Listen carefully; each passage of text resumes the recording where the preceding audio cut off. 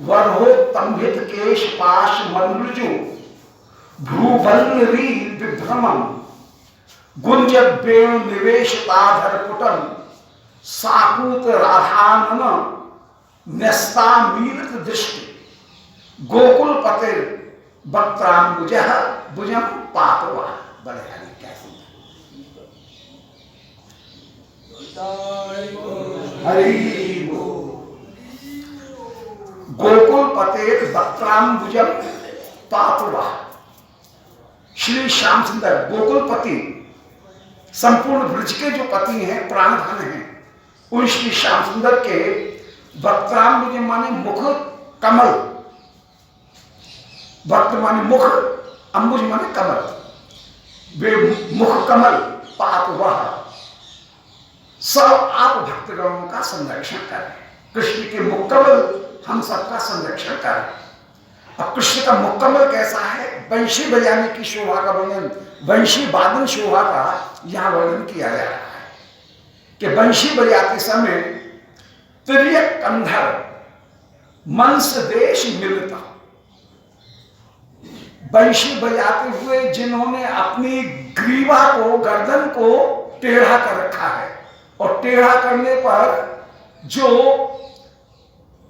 वाम भुजा उसके ऊपर वाम कपोल रख करके जिस समय बंशी बजा रहे हैं तो कंधे के ऊपर अपने कपोल को रखते हैं। तो कान का जो कुंडल है वो कुंडल भी कंधे के ऊपर टिक रहा है, बनेगा ये शो वाम बाहु कृत वाम कपोल।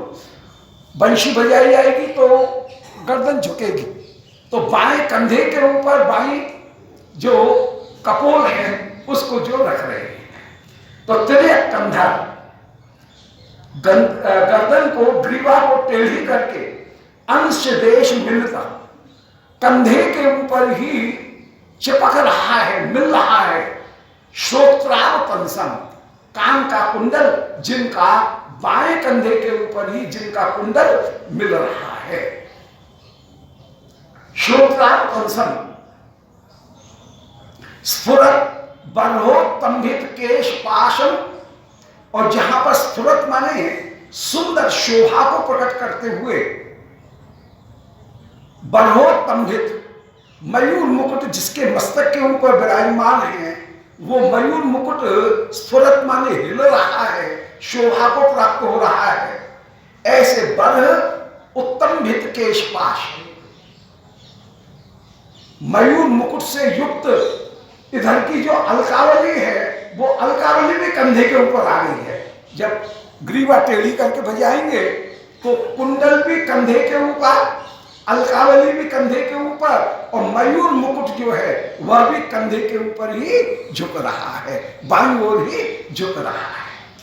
तो बर्होत्तंभित, वह माने मयूर मुकुट, उससे उत्तंभित केश पाश, उससे युक्त जो केश पाश हैं, वे केश पाश जिन श्री श्याम सुंदर के विराजमान हैं, और अनृजु भूबल्लरी विभ्रमम, और जिनकी भौं की लताएं, उनका विभ्रम भी बड़ा सुंदर, अनृजु, ऋजु नहीं है, वो भी टेढ़ा हो रहा है, भौएं भी टेढ़ी, बंशी बजाते हुए भौएं भी टेढ़ी हो रही हैं। बाएं कंधे के ऊपर जिनने अपने कपोल को रख रखा है, जो कान का कुंडल है वो भी बाएं कंधे के ऊपर आ रहा है, मयूर मुकुट भी बाईं ओर झुक रहा है, और भौएं टेढ़ी हो रही हैं। मालूम में ऐसा लगता है कि गोवर्धन से भी ज्यादा भार इस बंशी में है। श्याम सुंदर ने जिस समय गोवर्धन धारण किया, सीधे सटका खड़े रहे, बिल्कुल नहीं झुके, परंतु जब बंशी बजाते हैं तो 3 जगह से टेढ़े हो जाते हैं। तो मानो गोवर्धन से आई सखे हर वेणु भार बाहुल्य युक्त है, श्याम सुंदर की वेणु ज्यादा भार से युक्त है। देख तो सही, ये निगोड़ी श्याम सुंदर के अधर के ऊपर स्वयं तो सो जाती है, और श्याम सुंदर से कहती है कि मेरे पैर दबाओ। आपन अधर सिज्जा पे कर पल्लव पल्लुतावत मुरली तव गोपालई भावत। सूरदास जी कह रहे हैं कि स्वयं तो अधर रूपी शैया के ऊपर सो जाती है और श्याम सुंदर से कहती है कि मेरे पैर दबाओ, और श्याम सुंदर इसके पैरों को पलटते हैं। ये श्याम सुंदर से अपने पैर दबाती जाती है और हमारे विरुद्ध श्याम सुंदर को भड़काती है। सौतन, ये वंशी सौतन है, हमारे विरुद्ध भड़काती है और भड़काते भड़काते श्याम सुंदर की भौएं टेढ़ी हो जाती हैं, मानो हमारे ऊपर क्रोध करते।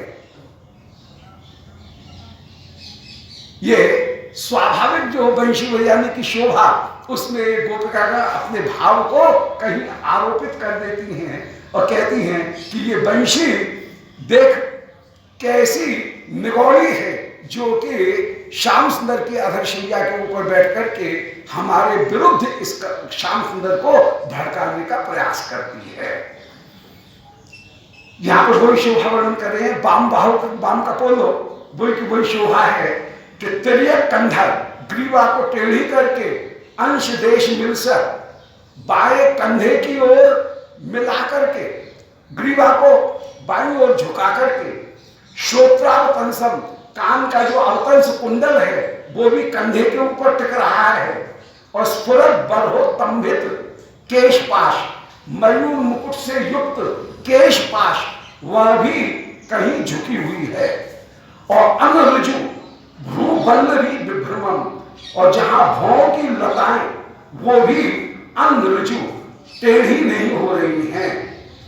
गुंजत बेणु निवेशित अधरपुटम, बेणु बजाते हुए श्याम सुंदर के ओठ फड़कते हैं और साकूत राधा ननम, और उस समय श्री श्याम सुंदर बंशी बजाते हुए साकूत माने अभिप्राय के सहित, साकूत कहते हैं, आकूत कहते हैं अभिप्राय, मन में कोई विशेष प्रेम का भाव धारण करके श्री राधानंदन, राधा का जो आनंद है उसमें न्यस्त आमिर दृष्टि, आप श्री राधिका की ओर ही अपनी आमीलित दृष्टि, कुछ कुंचित दृष्टि, अपनी नेत्र कोण उनको कहीं दबाते हुए श्री प्रिया जी की ओर देख रहे हैं, नयन से कटाक्ष पूर्वक श्री प्रिया की ओर देखते हुए विराजमान हैं।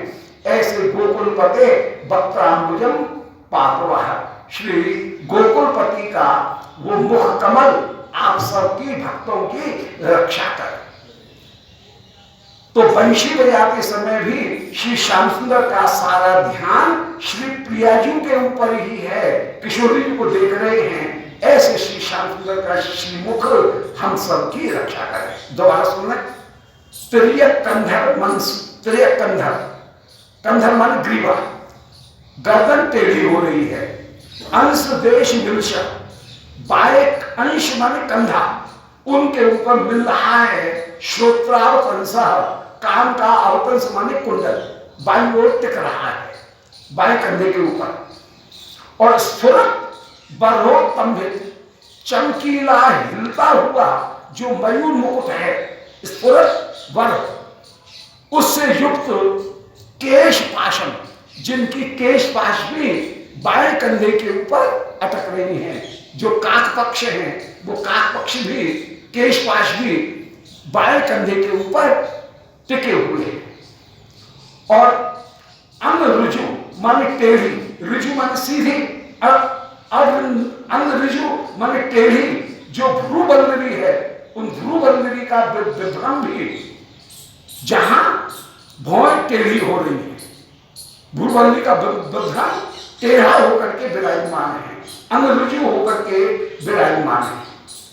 और गुंजत बेणु, वेणु बजा रहे हैं और उसमें निवेशित अधरपुटम, वेणु के ऊपर जिनने अपने ओठों को लगा रखा है, और साकूत राधानंद अभिप्राय सहित श्री राधिका के आनंद को न्यस्त माने राधिका के मुख के ऊपर ही न्यस्त आमीलित दृष्टि, जिन्होंने अपनी आकुंचित दृष्टि को श्री प्रिया के मुख के ऊपर डाल रखा है, कटाक्ष सहित प्रिया की ओर देख रहे हैं। ऐसे गोकुलपति का वह मुख हम सब का कल्याण करे। सुंदर स्वभावोक्ति अलंकार का वर्णन है, जहां किसी वस्तु के या दृश्य का यो की त्यों वर्णन कर दिया जाए, उसका नाम स्वभावोक्ति है। जहां बढ़ा चढ़ा करके वर्णन किया जाए, वहां पर होता है अतिशयोक्ति। अतिशयोक्ति का उल्टा है स्वभावोक्ति। बढ़ा चढ़ा करके वर्णन न होकर के एक पेन स्केच पूरा का पूरा खींच दिया जाए, वो स्वभावोक्ति होती है। तो स्वभावोक्ति अलंकार का वर्णन है। बल्लरी विभ्रमण गुंजत वेणु निवेशित, इन बकार की अनुक्ति होने पर अनुप्रास अलंकार का भी प्रयोग है। वर्ण साम्यम अनुप्रास, वर्ण की जहां समानता होती है वहां पर अनुप्रास अलंकार होता है, तो अनुप्रास अलंकार का प्रयोग है। और ये सुंदर की शोभा है, वो शोभा का दर्शन कर रहे हैं। ऐसे गोकुलपते भक्त्रांबुजम पात वह, बकार की निरंतर निरंतर अनुवृत्ति है, वर्ण साम्य है, इसलिए अनुप्रास अलंकार का प्रयोग है। आगे कह रहे हैं अंशासक्त कपोल वंश बदन व्यासक्त बिंबाधर। क्या अनुप्रास की किस सुंदर शोभा, बाबा बा बकार की अनुवृत्ति है। अंशासक्त कपोल वंश बदन व्यासक्त बिंबाधर, द्वंद्वोदीरित मंद मंद पवन प्रारब्ध मुग्ध ध्वनि, ईश विक्रम लोल हार निकर, प्रत्येक रो कामना, निंच अंच दुदंच दंगुल चय, स्वांपात राधा धव। हर जगह अनुप्रास, चारों पंक्तियों में अनुप्रास, कहीं सकार की अनुवृत्ति, कहीं बकार की अनुवृत्ति, कहीं ये जो वक्रांबुज पाप बह बकार की अनुवृत्ति, सब जगह अनुप्रास अलंकार का प्रयोग है। वो यहां पर देखे अंशासक्त, अंश माने कंधे के ऊपर, आसक्त माने टिका हुआ है कपोल। जैसे बंशी बजाएंगे तो बाएं कपोल बाएं कंधे के ऊपर ही आकर के टिकेगा, टेढ़े होकर के फिर यो बंशी बजाएंगे, ग्रीवा झुका करके। अंशासक्त कपोल, कंधे के ऊपर जिन्होंने अपने कपोल को आसक्त माने झुका रखा है। वंश बदन व्यासक्त बिंबाधर, वंशी जो है उन वंशी के ऊपर वदन व्यासक्त, वदन की आसक्ति हो रही है। वदन माने मुख, वंशी के छेद के ऊपर जिन्होंने अपना मुख लगा रखा है, और वंशी के ऊपर ही बिंबाधर है। बिंबाधर जहां उन्होंने व्यासक्त कर रखते हैं, व्यासक्त माने आसक्त होना, चिपकाना, अपने अधरों को वंशी के ऊपर लगा रखा है। अधर द्वंद, और उन अधर द्वंद से अपने फूंक को कहीं केंद्रित करके एक छिद्र की ओर ही सीमित करते हुए, फूंक मारते हुए विराजमान है।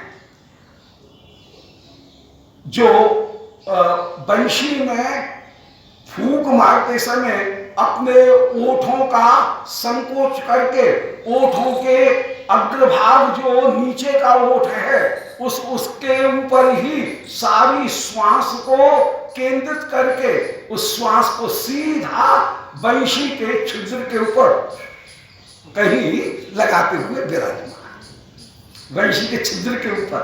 तो श्वास ये नहीं है कि श्वास पूरी की पूरी श्वास यूं ही फेंकती, श्वास को भी केंद्रित करके सीमित करके, जहां केवल एक छिद्र के ऊपर सीमित मात्रा में जितनी श्वास की आवश्यकता है उतनी फूंक ही मारते हुए विराजमान है। कहां श्वास को रोका जाएगा, कहां तेज श्वास फेंकी जाएगी, और उसके अनुसार फिर आप छिद्रों को दबाते हुए, जो स्वर है उन स्वर के छिद्रों को दबाते हुए विराजमान हो रहे हैं। तो अधर द्वंद उदीरित मंद मंद पवना, अधर द्वंद से जिनके मंद मंद वायु उदय हो रही है, प्रकट हो रही है, और उस पवन के कारण ही प्रारब्ध मुग्ध ध्वनि, जहां पर वंशी मुग्ध करने वाली ध्वनि को प्रकट कर रही है। खूब लंबा वाक्य है, समास पूरा 2 लाइन का पूरा समास के अंशासक्त कपोल वंश बदन व्यासक्त बिंबाधर द्वंद उदीरित मंद मंद पवन प्रारब्ध मुग्ध ध्वनि। ऐसे जो श्याम सुंदर हैं, मुग्ध ध्वनि को करने वाले जो श्याम सुंदर हैं। दोबारा सुन ले, कंधे के ऊपर कपोल रख करके वंशी के बदन माने छिद्र के ऊपर व्यासक्त बिंबाधर द्वंद अपने दोनों अधरों को स्थापित करके मंद मंद रूप में जहां पवन उनको उदीरित कर रहे हैं, पवन को डाल रहे हैं, और उससे प्रारब्ध मुग्ध ध्वनि, जिनकी मुग्ध ध्वनि प्रकट हो रही है। ईशद विक्रम लोल हार निकरा, और उनके वंशी बजाते समय वक्षस्थल के ऊपर वक्रम लोल हार निकल रहा, जो चंचल हार है वो टेढ़ा होता हुआ चला जाता। जब वंशी बजाएंगे तो हार बाईं ओर भागेगा। स्वयं उनके श्रीअंग का जो झुकाव है वो तो है दाहिनी ओर, ग्रीवा झुक रही है बाईं ओर जा रही है, तो वक्षस्थल का जो हार है वो हार भी बाईं ओर झोटा खाते हुए चला जा रहा है। क्या बिहारी दास निकट नित रहे, जैसी देखे तैसी कहे। जैसा देख रहे हैं वैसा वर्णन कर रही है, सामने वो छवि इनके सामने विराजमान, और उसी का आस्वादन करा रही है। क्योंकि सखी का एक स्वभाव है कि सखी वर्णन किए बिना नहीं रह सकती। वो जो देखती है उसका वो वर्णन किए बिना नहीं रहती है। वो जरूर दूसरी सखी को बुला करके एरी सखी, हेली एरी माई हो, ऐसा कहकर के बुला करके वह जो आस्वादन ले रही है उस आस्वादन को वह दूसरी सखी को अवश्य ही प्रणाम करेगी। तो जैसा देख रही है वैसा वर्णन कर रही है। ईशद वक्रम लोलहार निकरा, जिनके चंचल हारों का निकर माने समूह टेढ़ा होता हुआ चला जा रहा है। प्रत्येक रो कानना, प्रति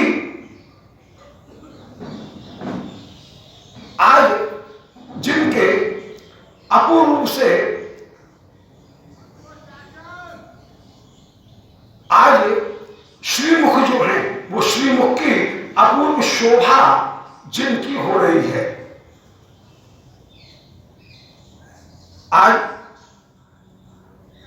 बैल के छिद्रों के ऊपर जहां पर आप बंशी रखते हुए विराजमान हो रहे, अपने हाथ रखते हुए विराजमान हो रहे हैं।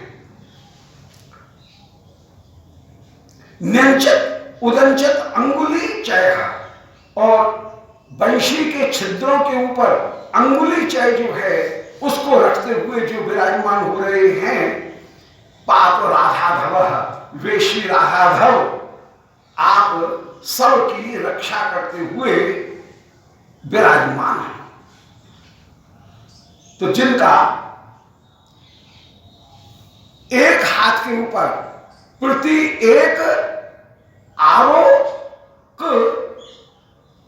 जहां श्रीहस्त के ऊपर ही जिन्होंने वंशी को स्थापित किया हुआ है, ऐसे भी श्री श्याम सुंदर वंशी के छिद्रों के ऊपर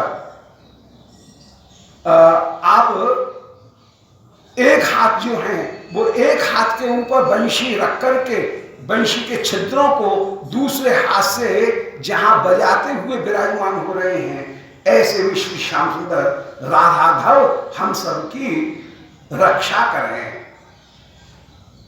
तो दोबारा सुनने, अंशासक्त कपोल वंश बदन, कंधे के ऊपर कपोल रख करके उसके ऊपर वंशी के बदन माने छिद्र के ऊपर व्यासक्त बिंबाधर द्वंद, जिन्होंने अपने दोनों अधरों को रख रखा है और उन अधरों से मंद मंद रूप में जो मुग्ध ध्वनि करते हुए विराजमान हो रहे हैं, और ईशद बक्रिम लोलहार निकरहा, जिनके वक्षस्थल का जो हार है वो हिलते हुए अपूर्व से शोभा से युक्त होकर के विराजमान है, जो त्रिभंगी चाल को चलते हुए विराजमान है। ऐसे उंगलियों के पोरुआओं को वंशी के छिद्रों के ऊपर जहां पर रख रहे हैं, और ऐसे वे श्री राधाधर राधिका के कांत आप सबकी रक्षा करें। अब श्री श्याम सुंदर की गोदोहन की शोभा का ध्यान कर रहे हैं। गोदोहन कैसे कर रहे हैं कि अंगुष्ठाग्रम यंत्रतांगुले असौ पादार्घ निरुद्ध भू आदि कृत्य पयोधाराम चलमलम दुत्रय पयो बिंदु भी निर्ज्ञानद्वय मध्य यंत्रित घटी वक्त्रांतरालस्खलत धारा ध्वान मनोहरम सख पयो गामदोग्ध दामोदर।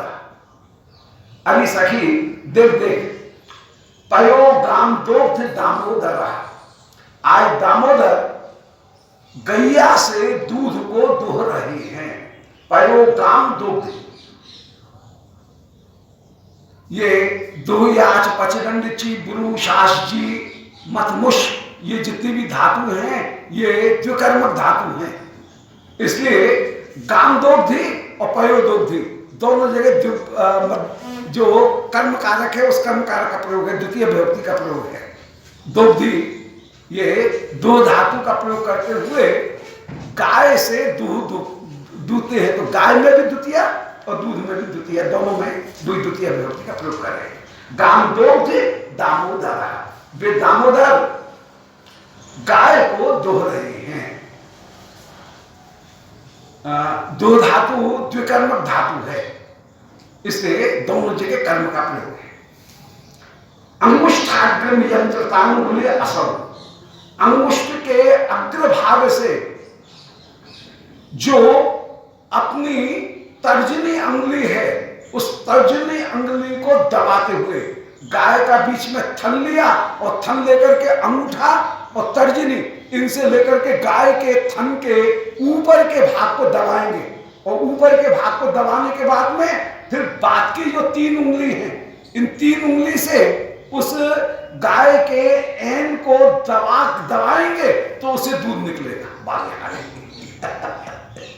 पहले गाय के थन को ऊपर से दबाया, फिर ऊपर से दबा करके फिर तीन जो अंगूठे हैं, तीन जो उंगलियां हैं उनसे दबाएंगे तो फिर दूध नीचे निकलेगा। तो यहाँ पर वही शोभा का वर्णन कर रहे हैं कि अंगुष्ठ के अग्रभाग से अग्रिम यंत्रित अंगुली, अग्रिम अंगुली जो है तर्जनी उंगली, उसको पहले दबाया, एन को बीच में पकड़ करके, थन को पकड़ करके, और फिर तीन उंगलियों से फिर दबाएंगे, फिर तीन उंगलियों से दबाएंगे। पहली जो उंगली है वो युक्त तो रहेगी, और पीछे की जो तीन उंगली है उनको दबाने से दूध नीचे निकलेगा। तो अंगुष्ठाग्रम यंत्रतांगुले असल, असल माने ये श्री श्याम सुंदर अंगुष्ठ के द्वारा तर्जनी उंगली को के बीच में गाय के थन को, एन को पकड़ करके बाद बाकी की तीन मुट्ठी से जब थन को दबाएंगे तो दूध निकल रहा है। फिर पादार्थ निरुद्ध भू, जब गाय के नीचे बैठे हैं धार काटने के लिए, तो उस समय पादार्थ अपने चरण के आगे के पंजे के ऊपर उचक रहे हैं। एड़ी जो है वो पृथ्वी का स्पर्श नहीं करेगी, उचक करके पंजे के ऊपर उचक करके फिर गाय की धार काट जाएगी, फिर गाय के धार काटते हुए विराजमान हुए। तो पादार्थ माने चरण के अग्रभाग से निरुद्ध भू, पृथ्वी को जिन्होंने दाब रखा है, एड़ी चरण पृथ्वी को नहीं छू रही है। फिर धार काटते समय जरा सा गाय का थन लेकर के थोड़ा सहराया, सहराने पर थन में एक आध दो बूंद आई। उन एक आध दो बूंदों को लेकर के ही, उन बूंदों से ही थन को फिर से चिकना किया। तो ग्वालिया जो है वो दूध या जो झाग आए हैं उस झाग में से ही उंगली से लेकर के झागी थन में लगा करके एक आध बूंद लगा करके थन को चिकना करता है। तो आर्दीकृत पयोधरांचलम, गैया के एन उनको दूध से ही गीला करते हुए विराजमान है। और फिर दूध से एन को गीला करके द्वित्रयी पयोबिंद भी, दो तीन दूध की जो बूंद हैं उनसे ही एन को गीला किया, चिकना किया। फिर नज्जानु, अपने घेंटू को भी आगे की तरफ झुकाया। नज्जानु, जानू जो है घेंटू, वो भी आगे की तरफ थोड़े झुक रहे हैं। और फिर आगे झुका करके घेंटुओं के बीच में दूध की चरी उन्होंने रखी हुई है। बोले अरे पूरा चित्र है। दूध की चरी जंघा के बीच में, घेंटुओं के बीच में दबा करके रखी। फिर घटी वक्त्रांतराल स्खलत, और घड़ा जो है चरी, उस चरी के मुख के बीच में धार बना करके जहां पर घर घर घर घर करके दूध दांत निचोड़ते हुए विराजमान हो रहे हैं। घटी के वक्त्र, घड़ा जो है चरी, उसके बीच में अंतराल स्खलत धारा ध्वानम, जहां गाय के धोने की ध्वनि प्राप्त हो रही है। बिल्कुल एक सी लय के साथ में घर मर, जहां पर गाय की धार की जो ध्वनि है वो ध्वनि प्राप्त हो रही है। और जब तक धार को ढंग से एक जगह केंद्रित करके नहीं डाला जाएगा तब तक झाग पैदा नहीं होंगे। जो गवार ग्वालिया है उसकी जो धार काटते समय उसको जो स्वर है वो स्वर भी बड़ा लय के साथ में होगा, और लय के साथ में होगा तो दूध में झाग उत्पन्न होंगे, और तब धारोष्ण दूध की स्वाद अलग होगा। और यदि झाग नहीं आए तो बेकार, वो ग्वालिया अभी अधूरा है, उसे धार काटना नहीं आता है। तो यहाँ पर धारा ध्वान, धारा की जो ध्वनि है वो मनोहरम, उससे जो परम परम मनोहर हो रहे हैं। सखी पयो दामोदर दामोदर, अरे सखी देख देख दामोदर कैसा सुंदर गैया का दूध दोह रहे हैं। दोबारा सुनने, स्वभावोक्ति अलंकार बिल्कुल चित्रात्मकता यहां पर पूरी तरह से विराजमान है। अंगुष्ठ उनके अग्रिम भाग से यंत्रित अंगुली, पहले थन का ऊपर का भाग दबाया जाएगा, फिर तीन उंगलियां जो हैं उनको लेकर के क्रम से पहले मध्यमा, फिर अनामिका, फिर कनिष्ठिका, इन तीन से बराबर एक करके एक के बाद में दूसरा जब दाव दिया जाएगा तो धार सीधी एक सी आएगी। और यदि नीचे से दाव ऊपर चला गया तो उल्टा दूध ऊपर चढ़ जाएगा, दूध निकलेगा नहीं। तो ये चतुराई विराजमान है। अंगुष्ठाग्रंथांगुली असल पादार्थ धुभु, चरण जो है चरण के अग्रभाग से जिन्होंने पृथ्वी को दाव रखा है। हमारे यहाँ पर तो गैया नहीं थी सदा, अब 15-20 वर्ष से अब नहीं पा रहे हैं, पर क्या कैसे कौन सेवा कौन करे वही समस्या है। नहीं तो सदा गैया रही पाल, बचपन तो खूब खूब धार ऐसे काटते हैं, धार खूब काटते। तो पादार्थ निरुद्ध, आधे जो चरण हैं उनके ऊपर चरण रख करके जहां धार काटी जा रही है। और आर्दीकृत पयोधरांचलम, दूध से ही जो ऐन है उन ऐनों को चिकना और गीला किया जा रहा है। और द्वितीय पयोबंद भी 2-3 दूध की जो बूंद हैं वो ही झाग और दूध उनको थन में लगा करके थन को चिकना किया जा रहा है। और नेक जानू अपनी जंघा जो है उनको घेटू उनको आगे की तरफ झुका करके उन झुकी हुई जंघाओं घेटुओं के बीच में मध्य यंत्रित घटी चरी को बीच में दाब करके वक्तांचला उसके घटी के वक्त अंतराल उस घटी के मुख के भीतर आस्खलक धारा ध्वान जहां एक सी धार जब डाली जा रही है एक स्थान पर निशान बना करके जब धार को डाला जा रहा है तो अपूर्व ध्वान भी उत्पन्न हो रहा है, ध्वनि भी उत्पन्न हो रही है और अपूर्व उसकी झाग भी पैदा हो रहे हैं। ऐसे मनोहर श्री हरि गैयाओं को धोते हुए विराजमान हो रहे हैं। दामोदर उनकी अपूर्व शोभा है। अब श्री कृष्ण के प्रति चंद्रावली जी की सखी वो पद्मा जी आ गई। जैसे राधा रानी की 2 सखी हैं ललता और विशाखा, इनमें श्री ललता जी हैं प्रखरा, श्री विशाखा जी हैं समा, श्री वृंदा जी हैं लघ्वी।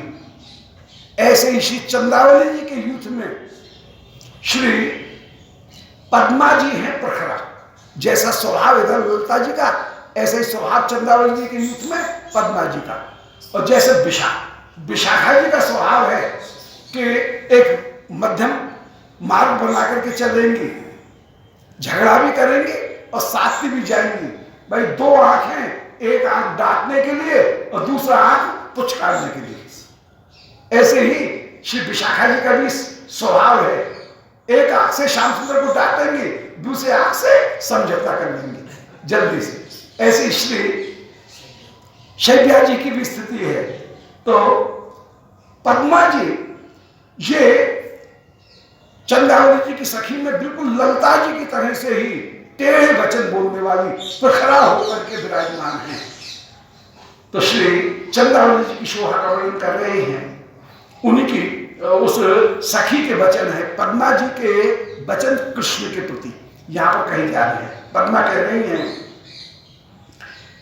कि शठ अन्यास्याः कांची मणि रणित माकर्ण्य सहसा यदा शुष्यन एव प्रशलित भुज ग्रंथि अभवः तदेतत् क्वाचक्षे धृत मधुवचो विशेषा भूनन्ति किमपि न सखी मे गणयति।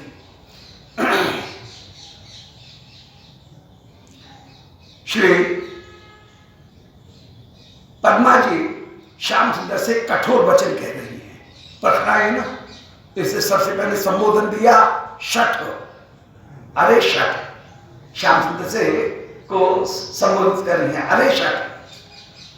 अन्यास्या कांची मणि रणित माकर्ण्य, तुम जब किसी दूसरे की कौंधनी की, दूसरी नायिका के कौंधनी के ध्वन को सुनते हो तो सहसा मेरी सखी श्री चंद्रावली उनके कंठ को तुमने ग्रहण कर रखा था, परंतु कहीं श्री राधिका की कमर की कौंधनी की ध्वनि को सुनकर के तुम मेरी सखी के कंठ ग्रह को त्याग कर देते हो, तुम्हारा आश्लेष ढीला पड़ जाता है। ऐसा क्यों होता है? तो अरे शठ, प्रीति कर रहे हो निकुंज में हो श्री चंद्रावली जी की, परंतु श्री राधिका के तनिक से स्वर को सुनकर के, राधिका की आभूषणों की तनिक सी आवाज को सुनकर के तुम मेरी सखी के कंठाश्लेष को शिथिल कर देते हो, अतः तुम शठ हो। ये शठ का दिखा है। एक यहां पर एक सिद्धांत प्रकट कर दिया कि जब श्री श्याम सुंदर किसी अन्य यूथेश्वरी की कुंज में है तो उनको श्री प्रिया जी की स्मृति बनी रहती है, परंतु जब श्री राधिका की कुंज में है उस समय किसी दूसरी यूथेश्वरी की स्मृति नहीं है। यह राधिका की विशेषता है। एक बात कि राधिका के कुंज में अन्य की स्मृति नहीं है, अन्य की कुंज में राधिका की स्मृति सदा बनी रहेगी। एक बात तो ये निरूपण कर रहे हैं। फिर दूसरी एक बात यहां पर कह रहे हैं कि द्रव्य शास्त्र का एक नियम है कि घी और शहद ये बिल्कुल बराबर मात्रा में दे दिया जाए तो वो जहर बन जाता है, नुकसान करता है। जहां पंचामृत में भी घी और शहद दोनों मिलाते हैं परंतु विषम मात्रा में होती है, कुछ तो कुछ अंतर होगा। एकदम एक सी मात्रा होगा तो वो जहर बन जाएगा। तो श्री श्याम सुंदर के वचन वो तो है मानो सम मात्रा में घृत मधुमय है। इसलिए मेरी सखी के लिए तुम्हारे वचन जहर के समान। उस समय तुम जो बहाना बनाते हो, मीठी मीठी बात भी कह रहे हो और कह रहे हैं प्रिय अब मुझे अनुमति प्रदान करो, एक बहुत आवश्यक काम आ रहा है इसलिए जा रहा हूं। जा रहे हैं श्री प्रिया जी के पास में, राधा रानी के पास में, परंतु चंद्रावली जी से मीठे वचन भी कहेंगे और उनसे अनुमति भी ग्रहण करेंगे, उनको छोड़ करके भी आएंगे। तो मानो तुम्हारे मिठास वचनों की प्रार्थना में भंगिमा और त्याग करना, वो त्याग करना तो हो गया जैसे घी और मीठे वचन बोलना वो हो गया शहद। परंतु एक मात्रा में, एक समान मात्रा में घी और शहद इन दोनों को यदि प्रयोग किया जाएगा तो वो नुकसान करता है। वैदिक शास्त्र में बहुत सारी चीजें जैसे बताई गई, जैसे दूध खाने के बाद में, दूध पीने के बाद में एक दही नहीं खाना चाहिए। दूध दही भात एक साथ खाने पर नुकसान करता है। कहीं जो नारियल का पानी है उसके साथ में कपूर नहीं लिया जाएगा, नुकसान करेगा। दही को कांसे के पात्र में भोजन नहीं किया जाएगा। दूध को तांबे के पात्र में रख करके यदि लिया जाएगा तो वो नुकसान करेगा, निषेध है। तो यहां पर उसी वैदिक शास्त्र के जो द्रव्य शास्त्र है उस द्रव्य शास्त्र के नियमों का उल्लेख करते हुए कह रहे हैं कि अरे शठ अन्यास्या अन्य नायिका अर्थात श्री राधिका उनके कांची मणि रणित उनकी कौंधनी की ध्वनि को सुनकर के सहसा यदा आश्लिष्यन एवं तुम श्री चंद्रावली मेरी सखी उनका आलिंगन करते हुए भी पुष्लित भुज ग्रंथि अभवः, तुम अपनी भुज ग्रंथि को, भुज बंधन को शिथिल कर देते हो। भुज तो पुष्लित भुज ग्रंथि अभवः, तुम अपनी भुजाओं को शिथिल कर देते हो। तदेत क्वाचक्षे, उस समय हाय मेरी सखी क्वाचक्षे, किससे कहे। मेरी सखी की बड़ी दयनीय स्थिति हो जाती है, वो अपनी शिकायत करे तो क्वाचक्षे, किससे कहे, कहां कहे। तुम धृत घृत मधुमय, घी और मधु इन दोनों को बराबर की मात्रा में प्रयुक्त करते हो। घी और मधु इन दोनों का बराबर प्रयोग किया जाएगा तो वो विषवत हो जाएगा, विष जैसा हो जाएगा।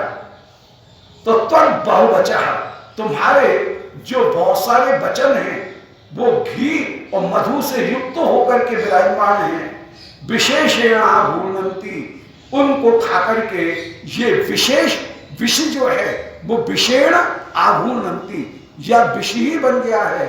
इस विष को खाकर के उसको चक्कर आने लगते हैं। कहते हैं घी और शहद यदि बराबर मात्रा में खाई जाए तो चक्कर आने लगते हैं। तो विषेण आभूनंती किमपि न सखी में गणयति, उस समय सखी को चक्कर आने लगते हैं और वो कुछ भी नहीं गिन पाती है। तो श्याम सुंदर ऐसा मत करो मत करो। ये प्रखरा श्री पद्मा जी चंद्रावली जी की ओर से श्याम सुंदर से उलाहना दे रही हैं, श्याम सुंदर को टोक रही हैं। दोबारा सुनने कि अरे शट अन्य माने अन्य नायिका अर्थात श्री राधिका, उनकी कांची माने कोंधनी की मणि के रणित माने आवाज को सुनकर के, उनके घुंघरुओं की आवाज को सुनकर के सहसा यदा आश्लिष्यन एवं, उस समय तुम श्री चंद्रावली मेरी सखी के कंठ को ग्रहण किए हुए थे, परंतु प्रश्नित भुजग ग्रंथि, तुम्हारी भुजाओं का बंधन शिथिल हो जाता है। अब तुम ऐसे हो गए, भू धातु है, तुम ऐसे हो गए, शिथिल ग्रंथि वाले हो गए। तदेत क्वाचक्षे, तुम्हारी इस अनुचित आचरण का हाय मेरी सखी को आचक्षे, किससे कहे, कहां कहे। धृत मधुमय, अरे घृत मधुमय, घी और मधु इनका यदि समान कोई प्रयोग करेगा तो वो तो विष ही हो जाएगा। अरे घृत मधुमय विषरूप श्याम सुंदर, तो तुम्हारे वचन विषरूप हैं। हे घृतो मधुमय, हे श्री श्याम सुंदर, विषरूप वचनों का जो तुम प्रयोग कर रहे हो, तो बहुवचन, तुम्हारे जो अनेक अनेक जो वचन ये विषय विषरूप ही हैं। इनका सेवन करके आघूर्णंती, मेरी सखी चक्कर खा रही है, घूरना ले रही है। किमपि न सखी में गले थी, हाय मेरी सखी कुछ बोल नहीं पाती है। यहां पर रूप का अतिशयोक्ति का प्रयोग किया गया है।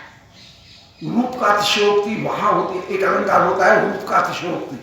रूप का अतिशयोक्ति अलंकार वहां होता है जहां पर उपमेय का वर्णन नहीं हो, केवल उपमान उपमान का वर्णन हो, वहां पर रूप का अतिशयोक्ति का प्रयोग है।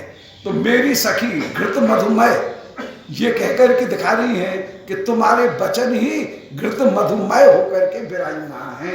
ये अतिशयोक्ति अलंकार जैसे घृतमय घृत मधुमय ये दोनों वस्तुएं मिलकर के विषवत हो जाती हैं, ऐसे तुम्हारे वचन भी कहीं आदर और साथ ही साथ में विरक्ति, इन दोनों को प्रकट करने वाले हैं।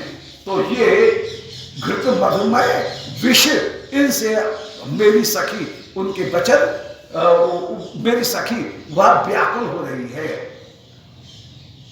ऐसे मेरी सखी उन घृत मधुमय रूप विष का सेवन करते हुए कुछ भी ध्यान नहीं रखते। यहां पर तो सीधे उपमा अलंकार है, वचन शब्द का भी प्रयोग है।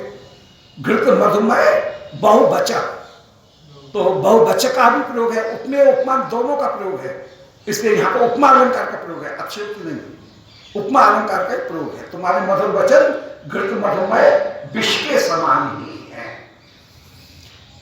अब आगे संक्षेप में कि तत्रा सार्थ यशोदया प्रिय गुण प्रीते क्षण राधया नग्नई बल्लभ सून भी सरवसम सम्भावितात्मोर्जित भीता नंदित विस्मितेन विषमम नंदेन चालोकितम पाया बक्कर पद्म सुस्थिर महा शैलः सलीलो हरि। अब श्याम सुंदर ने गोवर्धन उठा रखा है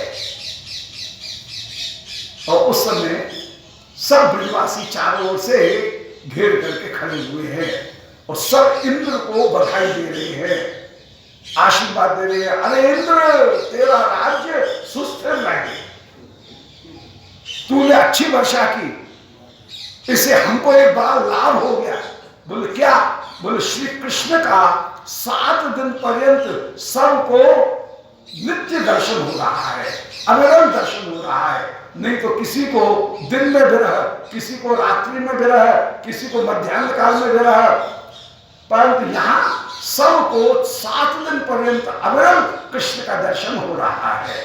और अविरल दर्शन करने वालों में जाकी जैसी भावना, उसको कृष्ण वैसे ही दिख रहे हैं। कृष्ण अखिल रसामृत मूर्ति श्री कृष्ण है। प्रसमल रुचि रुद्ध तारका पानी कल्प श्यामा तो राधा प्रियाल हरे जयती। अखिल रसामृत मूर्ति होकर के श्री कृष्ण विराजमान। श्री राधिका में, श्री यशोदा में उस समय दो भाव आए।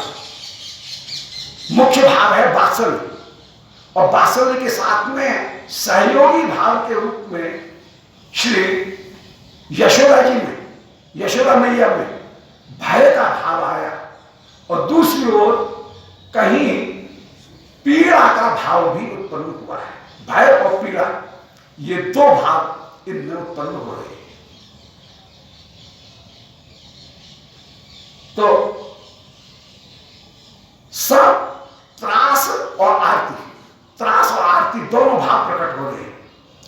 यशोदया, श्री यशोदा में यशोदा श्याम सुंदर को देख रही हैं त्रास और आरती, सब त्रास और सब आरती, सब त्रास आरती, त्रास और आरती, भय और पीड़ा। पीड़ा में करुण रस, तो करुण रस भी सहायक होकर के विराजमान हुआ, और भयानक रस भी सहायक होकर के विराजमान है। दोनों रस, ये करुण रस और भयानक रस, ये वात्सल्य रस के सहयोगी रस होकर के वहां प्रकट हो गए।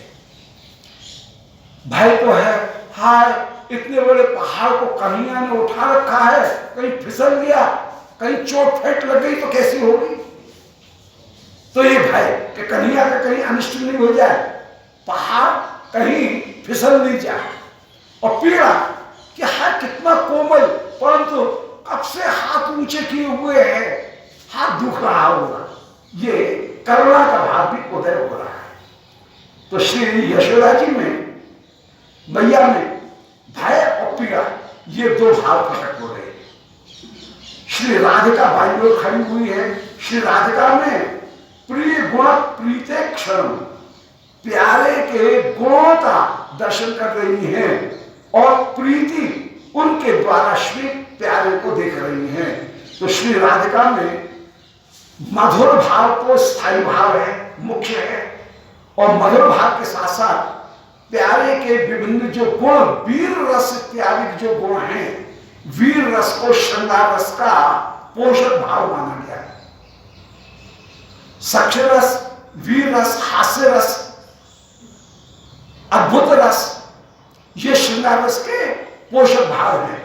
बीभत्स रस, रौद्र रस, ये श्रृंगार रस के विरोधी भाव। वात्सल्य रस विरोधी भाव।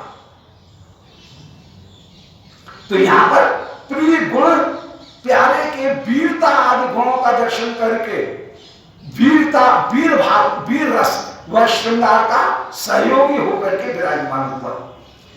और प्रीतेक्षण, प्रीति पूर्वक देख रही हैं, माने सक्ष रस भी विराजमान है, सक्ष रस भी सहयोगी रस है, वीर रस भी श्रृंगार रस का सहयोगी रस है, अद्भुत रस भी सहयोगी रस होकर के विराजमान, हास्य रस ये भी सहयोगी रस होकर के विराजमान है।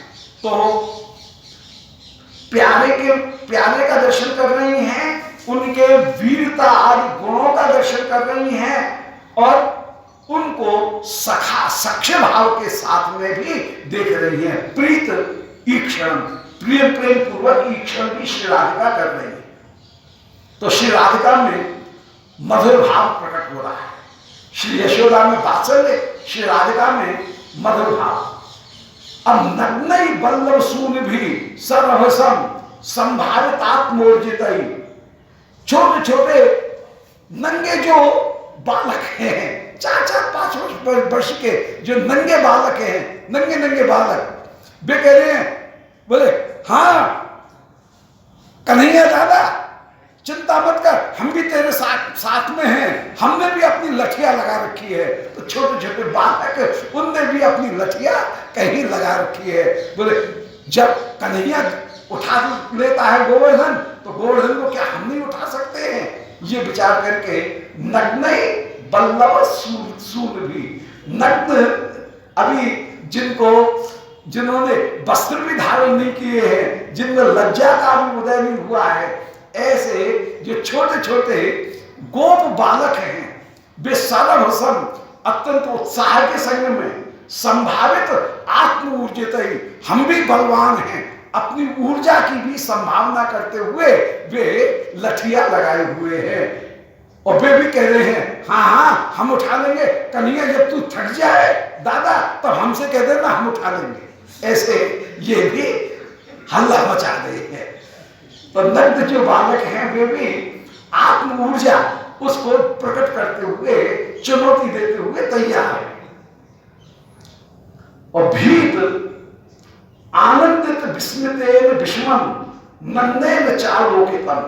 और श्री नंद बाबा एक और भयभीत है, बोले हाय कन्हैया को हाथ नहीं दुखने लगे, कहीं पहाड़ फिसल नहीं जाए, कहीं चोट नहीं लग जाए, इसलिए भीतानंदित, भयभीत भी हैं और आनंदित भी हैं कि लो मेरे बेटा ने सारे ब्रज की रक्षा कर ली, सब कन्हैया की प्रशंसा कर रहे हैं, धन्य कन्हैया धन्य कन्हैया। तो बाप का छाती चौड़ गई, बोले है कोई को बेटा ऐसा जो ऐसे काम कर ले। सो वे भीत भी हैं और आनंदित भी हैं और विस्मित भी, तीनों भाव है, भीत आनंद और विस्मय। भयानक रस भी है, आनंद भी, हर्ष भी विराजमान है, हर्ष नामक संचारी भाव विराजमान है, और विस्मय नामक अद्भुत रस भी विराजमान है। मुख्य रूप से वात्सल्य रस इनमें विराजमान है। ऐसे नंदेन चालोकितम, नंद बाबा देख रहे हैं।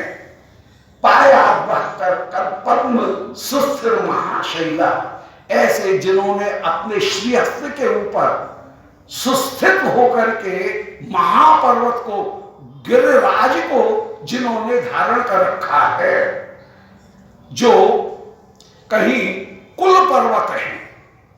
श्री गिरिराज जी की गिनती भारतवर्ष के कुल पर्वतों के बीच में की गई। पंचम स्कंध में जहां भूगोल का वर्णन किया गया, वहां पर भारत के कुल पर्वत जो गिनाए गए उनमें श्री गिरिराज जी की गिनती की गई और उनका नाम भी गिरिराज रखा गया। तो ऐसे कर पद्म सुस्थिर महाशैला, गिरिराज को जिन्होंने अपने हाथ के ऊपर धारण कर रखा है, वो भी सलीला, लीला पूर्वक धारण किया हुआ है। ऐसे श्री हरि हम सब की रक्षा करें। यहां पर कई भावों का जो अपूर्व सामंजस्य, सबलता जो प्राप्त हो रही है, वो सबलता यहां पर दिख रही है। भाव चार प्रकार के होते हैं, भाव, भावोदय, भाव उदय, भाव शांति, भाव सबलता और भाव शांति, भाव सबलता और भाव, ये चार। तो यहां पर सभी तरह की जो भाव हैं, भाव सबलता वो यहां पर दिख रही है। सबलता वहां कहते हैं जहां पर कई भाव मिल जाए, उसका नाम सबलता है। दोबारा सुने, सत, त्रास और आरती। श्री यशोदा में भय और आरती माने पीड़ा है,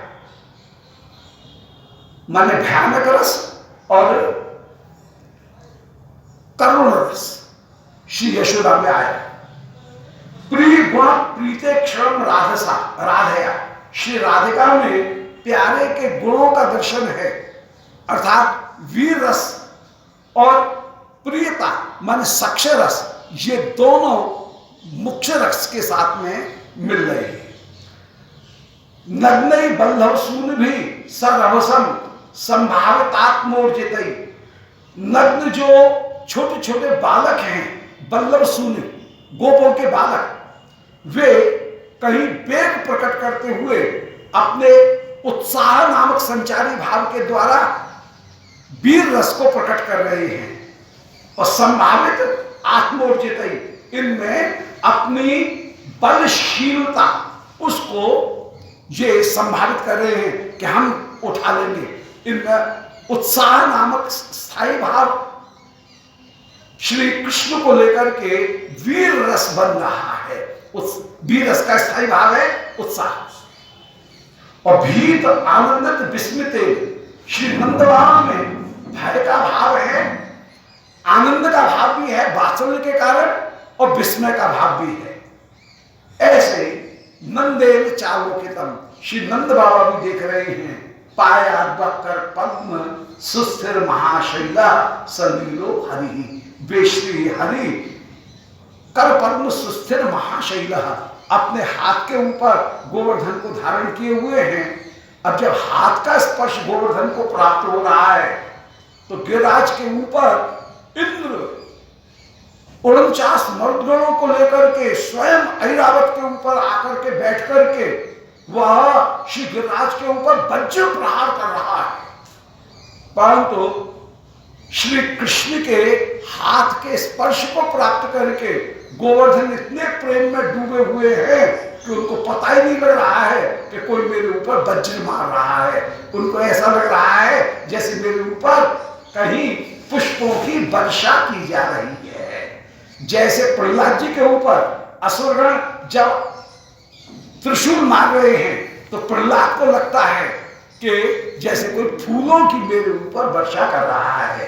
ऐसे श्री गिरिराज हरिदास वाले वे कृष्ण के स्पर्श को प्राप्त करके ऐसा अनुभव कर रहे हैं जैसे मेरे ऊपर अपूर्व रूप से वर्षा हो रही है फूलों की।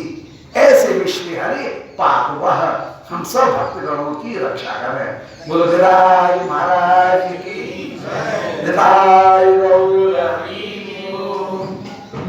गोविंद जय जय गोपाल जय जय गोविंद जय जय गोपाल जय जय राधा रमण हरि गोविंद जय जय राधा रमण हरि गोविंद जय। निताय गौर हरि।